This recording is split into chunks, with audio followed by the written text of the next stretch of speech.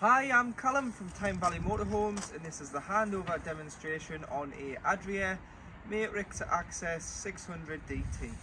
So as I start to walk around on the driver's side of the vehicle first, the first point you get to is your mains connection point. So this is how you charge your leisure battery, or if you're on a site, you get mains electric to the vehicle. So lift the flap, get your hookup lead, lift the collar up on the hookup lead so it exposes the connection.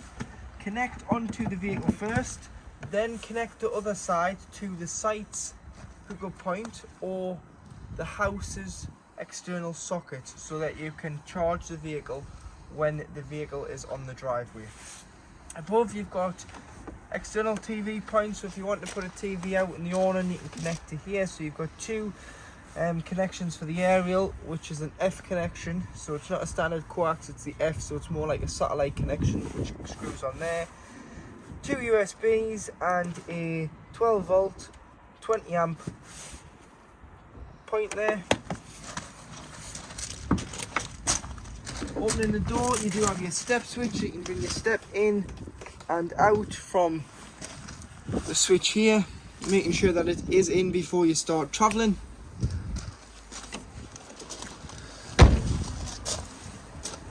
Two fridge vents, awning light and a Thule Omnister awning. So that's a roll-out canopy with two legs fitted to the vehicle.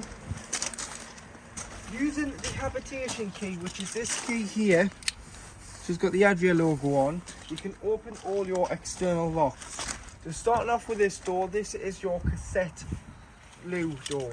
This is your toilet, chemical toilet. So to get the cassette out, you need to lift the orange handle and slide the cassette out of the vehicle. You can either carry it or you can reel it to the disposal point on site, which is normally found beside your toilet block. And then to empty, remove the grey cover, pop the grey cover to one side for a moment. Pour the contents of the cassette out, and as you're pouring it, press the orange button on the back of the cassette.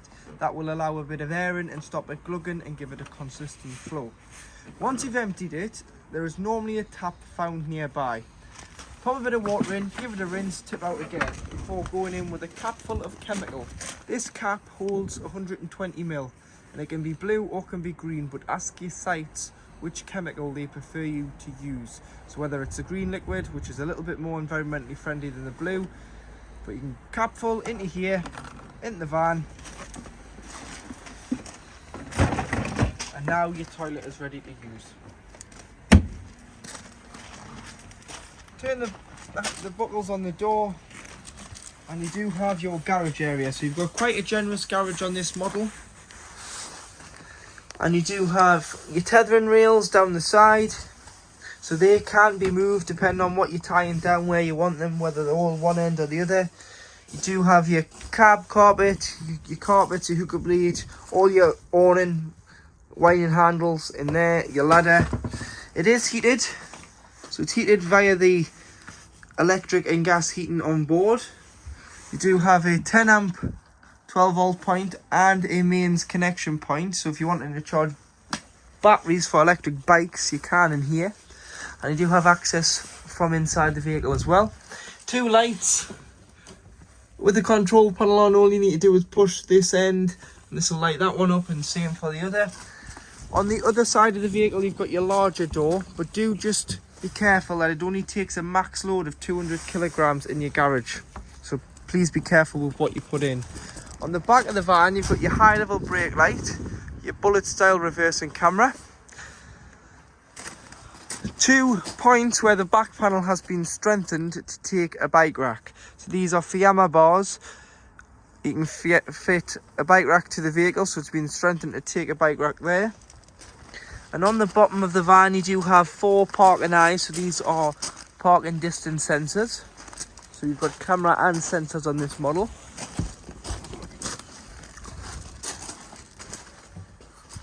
This side it is cut away, so if you've got large skis or surfboards or anything like that, larger items, you can stand them this side. And you can also pull the shelf down, which gives you a handy shelf, so you've got a shelf above. But like I say, if you need anything bigger, that does just fold back. Little vents in here as well for air circulation, but it also means that you can wipe it out should you need to.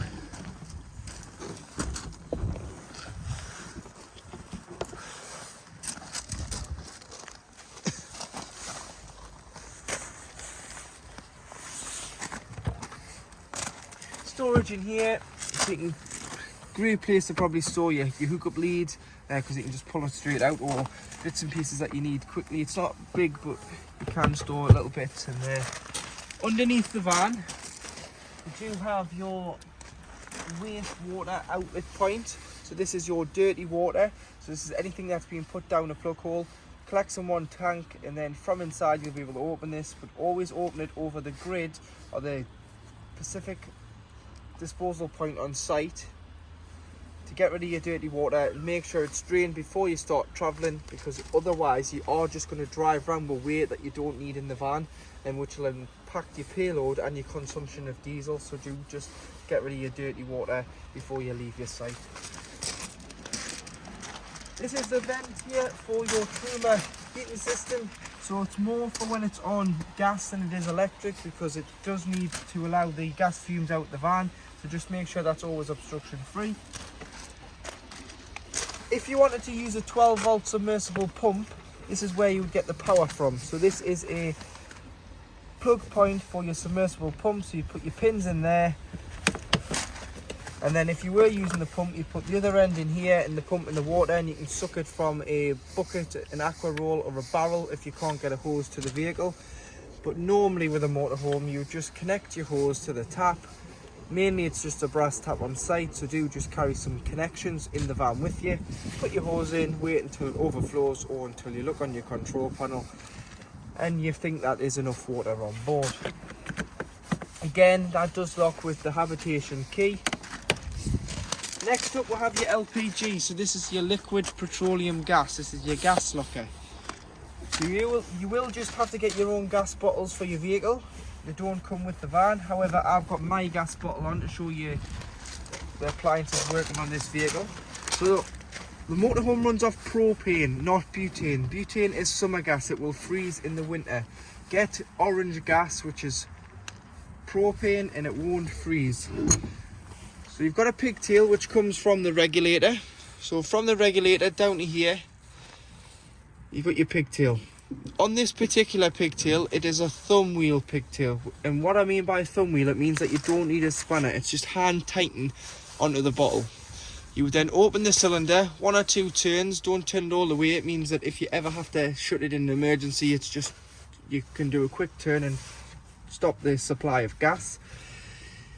Once you've got the gas bottle on board, there's straps behind the bottle. Strap the top and the bottle and the bottom of the bottle, so it's nice and safe and secure when travelling.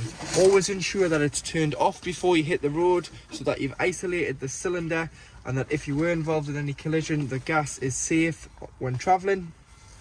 And just on the back here, you do have the crash sensor reset and how it's done. So this is a regulator. In the middle, you've got an orange or yellow nib. That will pop out. It means your crash sensor has gone off. It's done its job. It's detected motion and it is shut off. If the gas was to be left on, that's why it's fitted.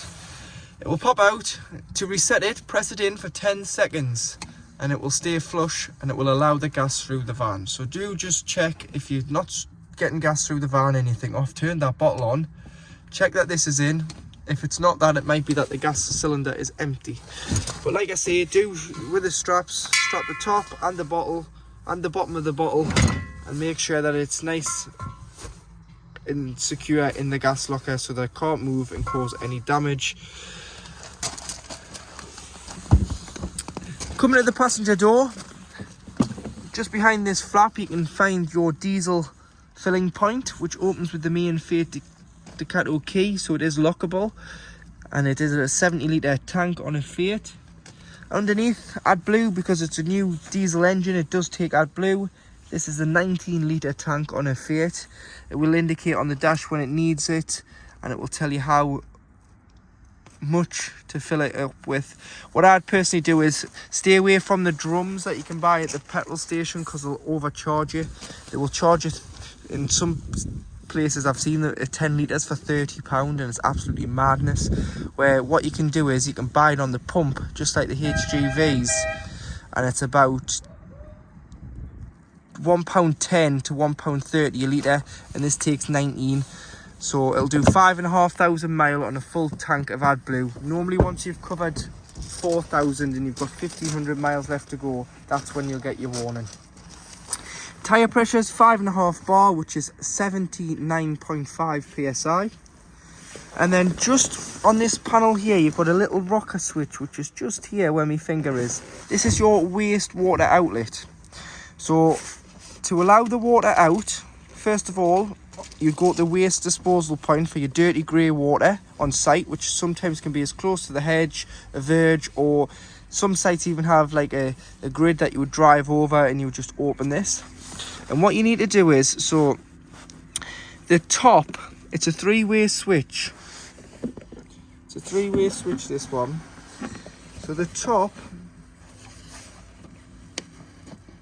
is locked. The middle is open, but there's no strain on the electric 12-volt valve. And the bottom, you'll hear the valve, and it'll allow the water out. So if you wanted to leave it open in the winter, I would suggest it's in the middle position. If you are draining it when you are on site, you can have it in the bottom position or the middle position. It doesn't really matter. But when you're leaving it open and you want to make sure it's open, don't leave it in the no strain position, which is the middle position, and then it won't send any power to the valve.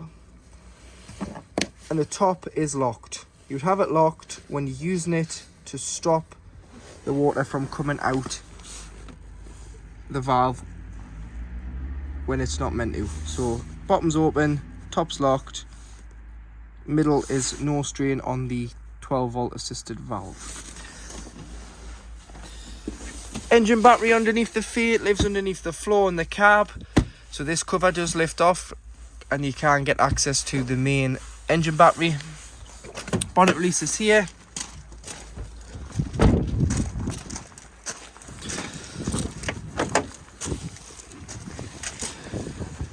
Screen wash, which is the main one you're going to need, is located beside the driver's headlight.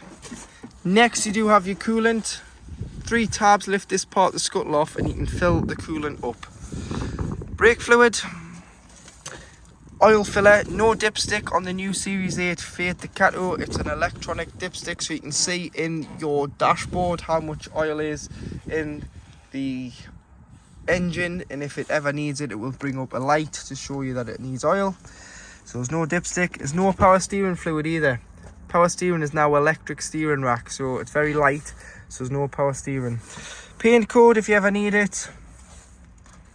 Earth for giving or receiving a jump start. Your earthing point is here, and your positive point is hidden under this cover here. So what you need to do is you need to get the key or a screwdriver and use the flat end of the key. So this is your air filter. Pop it in.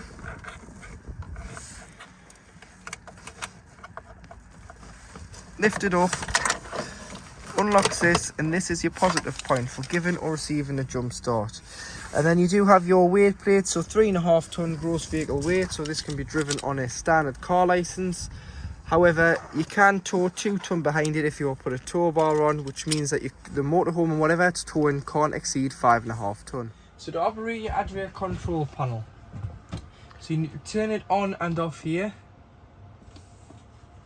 And as you can see, around the control panel, it's got your various settings. So we'll start off on the main screen and then we'll work our way at the side. So you can see that we're on hookup, and at the moment we're awning lights turned on. The inside temperature is 21 degrees and the outside temperature is 19 degrees. The leisure battery is being charged, as it's showing the picture of the battery at the back of the van on mains hookup. Your freshwater is 25% full, so it's gone red there, which indicates that it's low and it might just need topped up, so it's giving you a visual warning. Your waste is empty, and your pump is off. So starting off on this side, press here.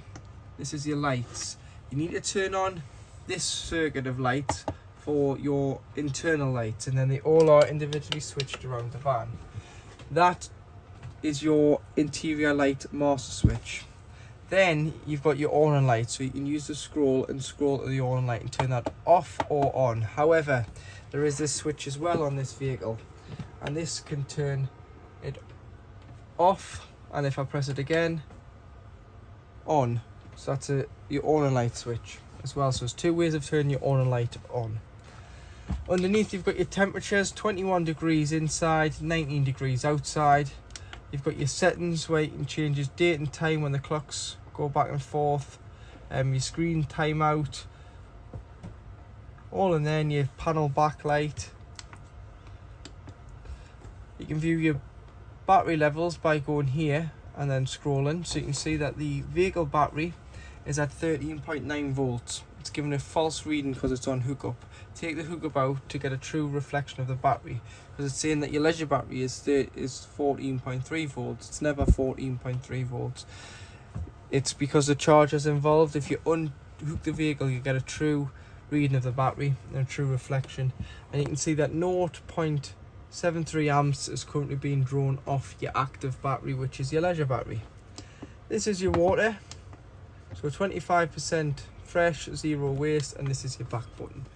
So to operate your digital Truma CP control panel, to turn the system on and off, you'd press and hold to turn it off, press it once to turn it on and it'll come on, and then to get into the menu you just press it once.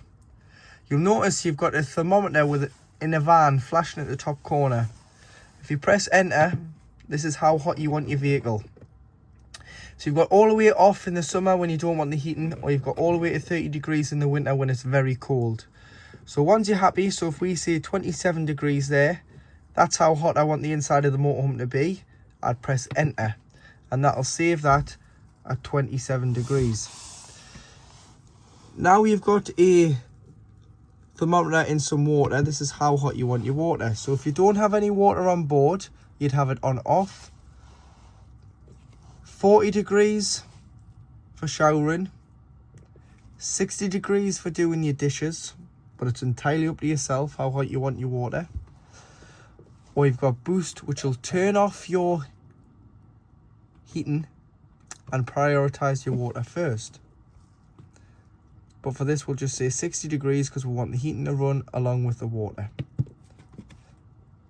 Next you've got what source you're heating the water and the vehicle off. So you've got gas, so make sure your gas bottle's on and it's turned on. You've got mix 1, which is 750 watts of electric and gas. You've got mix 2, which is 1850 watts of electric plus gas. So you'd use mix 2 in the winter. If you're away and it was really cold, use a mix 2, will boost the vehicle up to temperature because you're using both sources together. Then you can turn it over to electric. So you've got electric 750 watts EL1, and you've got EL2, which is 1850 watts of electric. Don't waste your gas if you're on a site, unless you're away and it's really cold and you're using mix 2 for the first 10-15 minutes. Then allow electric to continue to heat the motorhome and maintain the temperature. Because if you're on a site, you've paid your site fees after all, you'll not want to waste your gas.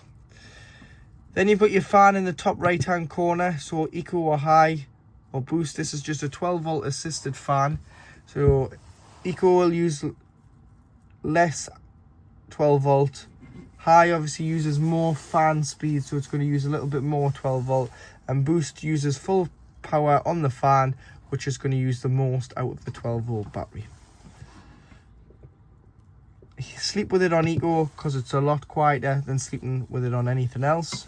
If you're going to sleep with the heating on in the winter, you've got a timer so you can time the heating to come on and off just the once though. Clock in the middle, and then spanner. You can go all the way down to reset, and to reset the control panel, if you ever get a warning triangle in the middle, reset, preset, click again, and it will restart your control panel. and then to turn off, press and hold and it'll say off, and it'll completely turn itself off. So just located in the floor is your freshwater tank. So with it being in Adria, it's got double floor. So within the two floors there is a freshwater tank. So when you're filling it outside with the hose, it all goes into here. So if you ever want to put any cleaner in once or twice a season, you can by just opening this blue cap, putting your cleaner in, cleaning your tanks, leave the water in for 24 hours or so, even drive the vehicle, help slosh it round, let the water out, rinse it a couple of times, and then you should have a cleaner water system. But when you want to drain it down, there's no tap on the outside of the van. It's all done through this lever here. So this is your drain down. So what you would do is you turn it 3 times to the left. That will drain off from 100 litres to leave 20 litres in. So this is kind of like a travel mode. So it means that you've still got enough to use your own toilet, have a cup of tea when you're on that longer drive. But if you turn it all the way, it will drain everything out and drain the system down, which is what you want to do for if you are storing it in the winter where you're not using it. Make sure the tank is fully drained down, or if you've taken a source of contaminated water, you'll want to make sure that you're allowing all the water out of the freshwater tank. It's only when travelling that's quite handy to eliminate from 100 litres down to 20. Gives you enough to stop and use the van on that longer trip, and it means that you've got more payload available than carrying 100 kilograms of water around with you. And it means that you're not going to be as heavy on fuel, because the more weight you've got in the van, the worse the MPG is going to be of the vehicle. But you can always check how much water you've got in here, and it does show you on the control panel. But like I say, make sure it's fully drained off in the winter to avoid frost damage, and this is one of the tanks you want to make sure that is drained and left open, is your freshwater tank. So in the front lounge of this vehicle, you do have one fixed table which you can move back and forth, and if you slide the extension out, you can slide the tabletop out so you can sit 4 comfortably round the dining table. It also goes down and helps form the bed base because it's a fixed table. So underneath you've got a lever which is just here, so if you unlock the lever, you'll be able to push down. So put your weight down, and then what you want to do with that lever is you want to lock it back into position. So you want to lock it back up, and then you would pull, slide over, and this will help form the base of the bed. So you put the table into this position. We'll stop the video there, I'll get the cushions on and I'll show you how you'll... So to make the front lounge into a bed, all you need to do is pull all the base cushions forward and put the backrests in at the back with the thinner end at the top towards the walls, just so that the thicker end marries up with the base cushion nicely. So it's all level there. Remembering that on your table you've got 2 legs that's in the frame. Put them down and they'll make that extra worktop space that you've pulled out of the table when it's not folded up a lot more stable, so it can take your weight. But that is how you would make your double bed should you need the extra 2 berth in the motorhome. And this is also the diagram from Adria, which shows you how the bed makes up and the size of cushions. So if you ever need to replace any cushions, or if anyone's buying a van that's watching this video, pre-owned one, and there's a cushion missing, there's the sizes for you on how to make up the front lounge into the bed using the table on the 600 DT. To operate your electric drop-down bed, make sure your catches are unclipped on your straps. So there's 2 on either side, so make sure they are off the seat belts. Underneath, you've got a switch. Press and hold and you can bring it down.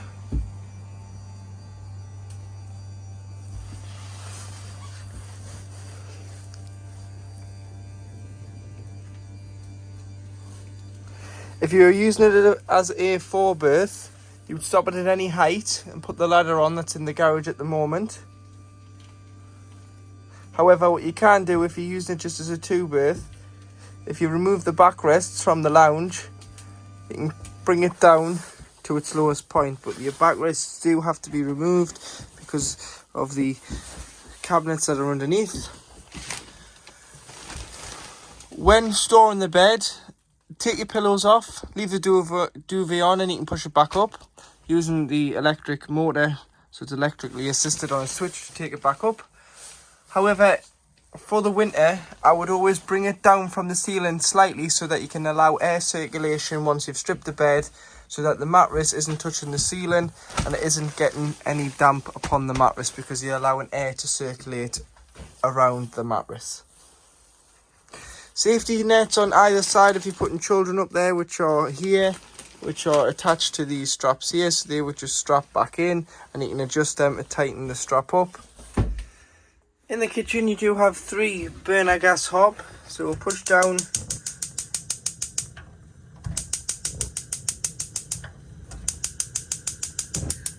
and you'll be able to light, and you've got 3 gas burners there. Turn them off and allow them to cool before you put the glass lid down, otherwise you could shatter the glass lid with it being too hot. 2 240 volt sockets, when hooked up they'll work. You've got an extractor fan when cooking on the back switch. Switch in front of it does the lights in the surround of the window, and then you do have your kitchen under counter lights. Making sure that your pump's on, you'll be able to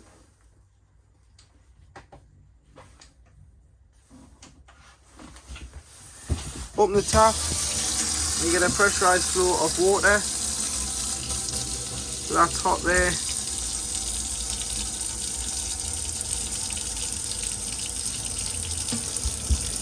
The hot water system is working as it should, and it's reaching temperature. Sink cover covers the sink when you're needing that extra space when you're cooking. Under here you've got your gas valves, so any problems with gas, turn the bottle off to be safe. These are mainly for when the vehicle is annually habitation serviced. But if you know what gas appliance is leaking gas, you can isolate it. So they're all open. That is now closed. But like I say, these are mainly for when the vehicle is annually serviced. Storage in your drawers here, so push them. You've got 3 large storage drawers. Make sure they're all pushed in, and that's them secure, ready for travel. Bit of storage underneath the oven. And under the grill, you've got your gas. If you've had your gas bottle turned off for any length of time, always go for a priming the gas first. So go to the hob or the oven and just turn it until you can hear it. Once you can hear it, then you can press and light either the hob or the oven. But I would always start off with the hob and just press and light one. Once you light one, you can light all other gas appliances, because the lines are now full with gas instead of air. Underneath here, so if you push the catch in, you'll be able to open the little door and you've got some storage. Storage drawers. Always making sure that you push the catches in. Underneath this drawer, to take them out, you've got 2 little clips which you just squeeze in. You'll feel them and you'll be able to lift the drawer off. Underneath here you've got your pump, so this is where you turn your pump on. When you open the tap, this is what kicks in to pressurise the water from the freshwater tank to the taps, the toilet, and also from the boiler to your hot water taps. In the winter, it's very important that when you're not using it, you drain it fully off with water. So drain the fresh, the waste, open all the taps, turn the pump on for 10 seconds and blow the water that sits in this filter.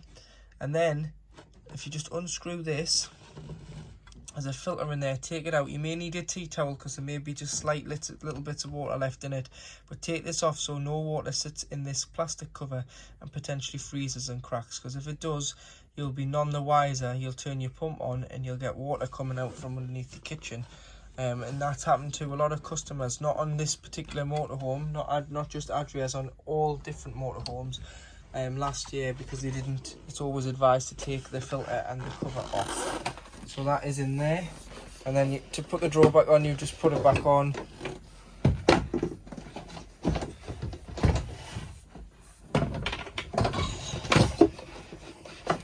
Sit it in the runners.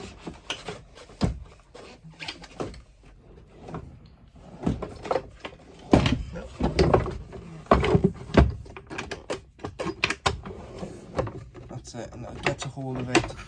Just in there.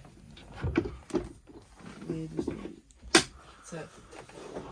And then it's locked into place. So to operate your Thetford fridge, you've got a on-off button here, so you can turn the fridge off. And when you turn it off and you're storing it, just leave the door open. So there's a little blue clip here. If you just put that in the middle of the handle hinge there, and it means it stops it shutting, so that air can circulate in and out, because it's got a rubber seal on. You don't want to trap the air in there, because over time it will start to smell. So do clean it out, do leave the door open. However, when you're using it, you can shut the door, turn it on. To change the source, you'd press the square button and use the arrows. But first of all, I'm going to mention A. A stands for automatic energy selection. So this is an automatic fridge. So it will always prioritise mains hookup when the vehicle's hooked up to mains voltage. However, it will do and change the source for you without you having to touch it. So if I was to unhook the vehicle, because I've got a gas bottle on and it's open, it would go from mains to gas and self-ignite. You'll hear it click in the background until it ignites the burner. Or if I start the engine, it goes to the battery setting. The battery setting isn't off the leisure battery, it's off the vehicle. When the vehicle is physically running, it gets a 12-volt feed off the alternator, and it's just designed to keep the temperature at the same temperature as that when departing. So it acts like a giant cool box and keeps your shopping fresh until you drive to your next site or you go on to gas. So the idea here is you chill it first. So if you're lucky enough to keep the van at home, a couple of days before, hook it up like I said outside, put your fridge on. The night before, put your shopping in, allow it to chill overnight. And when you start to travel, if it's on automatic, great. If not, manually select it. If you want to manually select it, which is just pressing and holding and moving it along. So you manually select battery settings. It's gone red because the engine's not running. But it'll keep your shopping nice and fresh until you arrive on your site and either hook back up or go to gas. It does wait 20 minutes before lighting on gas once it's on automatic. This is a safety feature in case you leave your gas bottle open for ever what reason you forget and you pull in for diesel. The last thing you want is this trying to ignite near petrol fumes. So it waits 20 minutes. So all you need to do is press the square button and select gas, and then obviously when you click in, so this is your temperature, so you can go up and down, 1 being the warmest, 5 being the coldest. Have it on 5 when you've got nothing in and you're pre-chilling it. Once you put your shopping in, just turn it down to 3 or 4, as 5 can sometimes be a bit too strong. However, in the summer when it's really hot, you may have to have the fridge on full performance to keep all your shopping nice and fresh and edible. Across the back of the van, you do have your washroom. So before we get onto the washroom, you've got access to the garage. So if you need to get something out when it's wet outside, you can get access from inside. You've also got, on this model,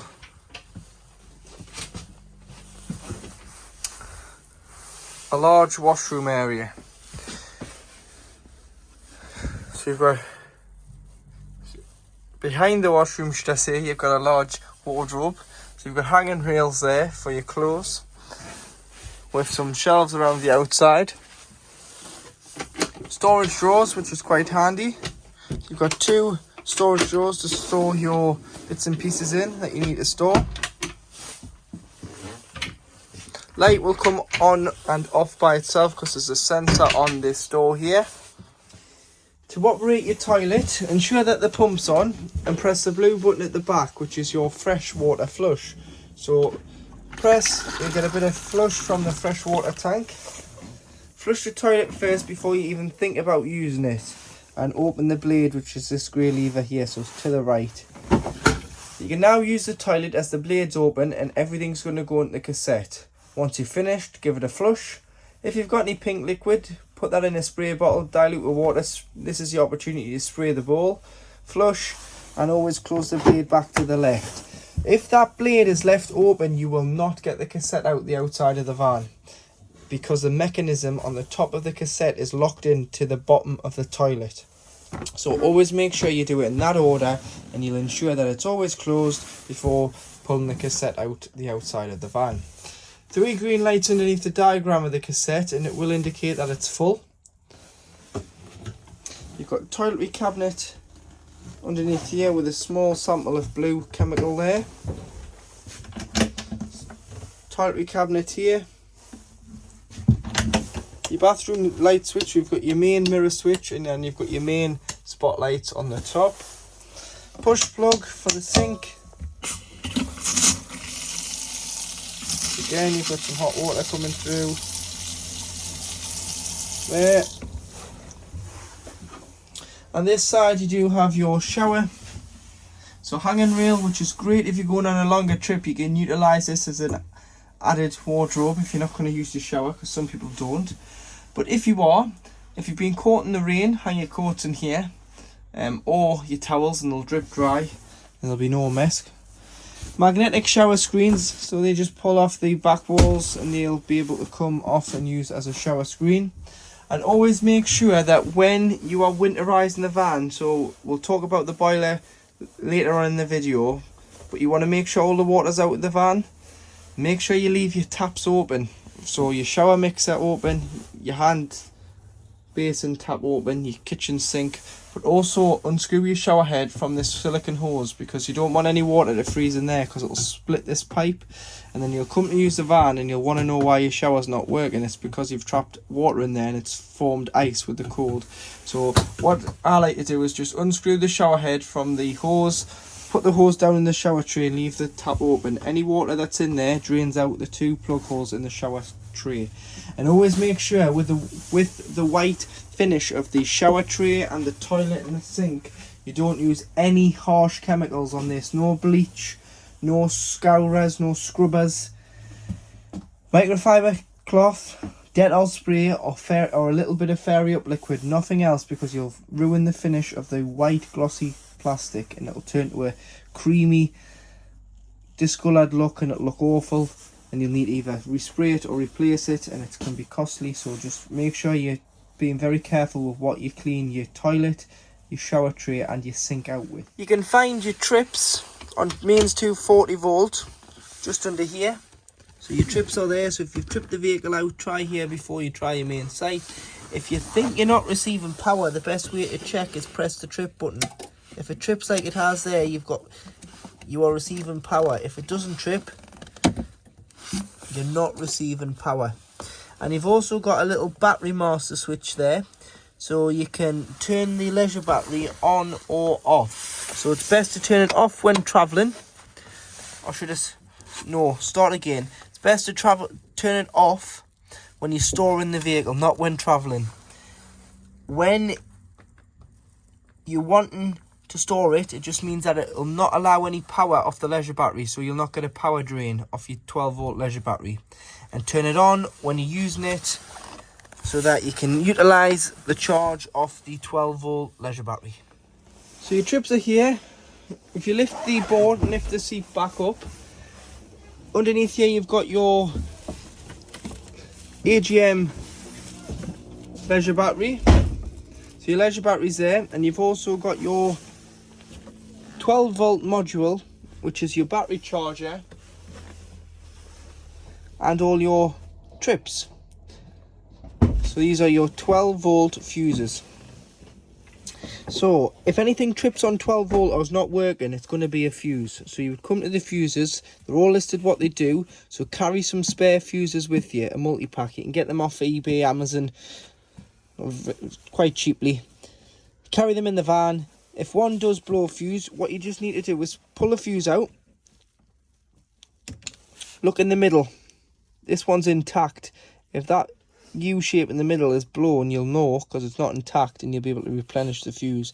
And normally if it's anything to do with 12 volt, it's going to be a fuse, so do carry some spares. You've got your main battery fuse here as well, which is a 50 amp. I would buy one of them. You're probably never going to use it, but definitely carry one with you just in case. So that's your 12 volt fuses, your leisure battery, your trips. Next to it you've got your battery switch, so you can turn the leisure battery on and off when storing. And you've also got your solar controller here, so that's charging your leisure battery off the solar, which is only as good as a round thing in the sky. So in the winter, not so good. In the summer, brilliant.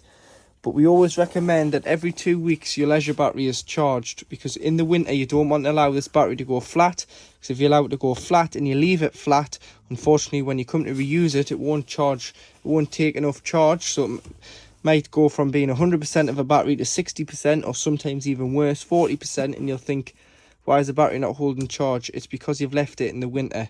So if you are lucky enough to keep it at home, charge it. If you can't, take the battery home with you and put on a charger if you can. And always monitor the charge that's in your leisure battery, because these are quite expensive and you don't want to be replacing leisure batteries every year, so keep them charged.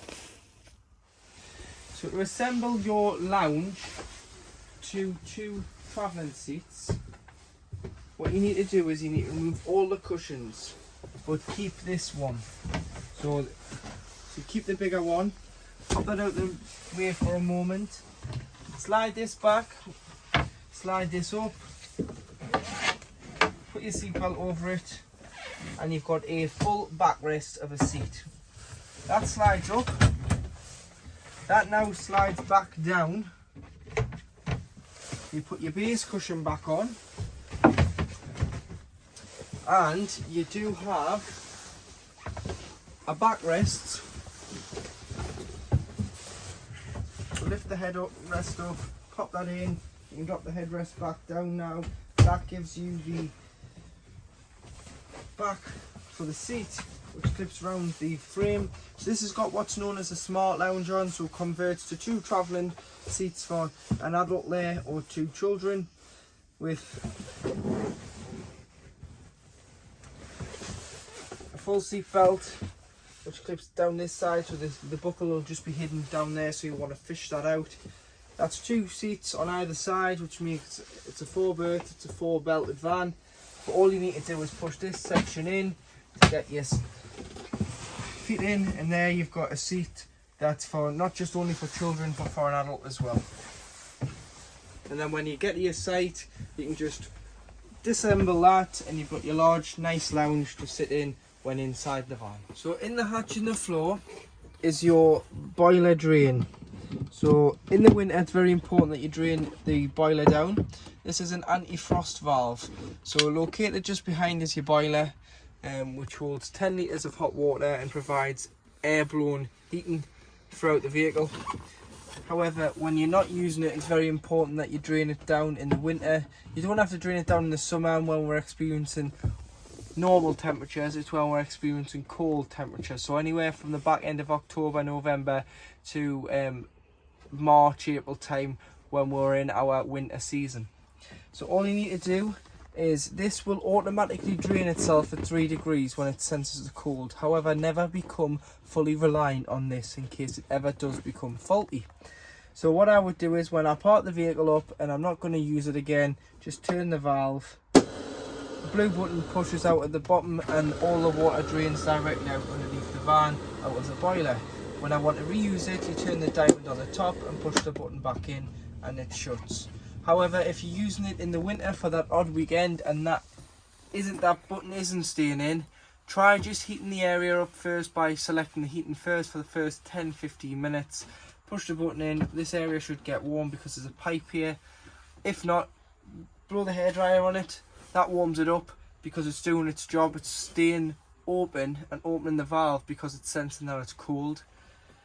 Open this, open all the taps throughout the vehicle, drain the waste off, drain the freshwater tank off, and then this means that nothing can stay on board the vehicle and cause any damage with water because everything's open.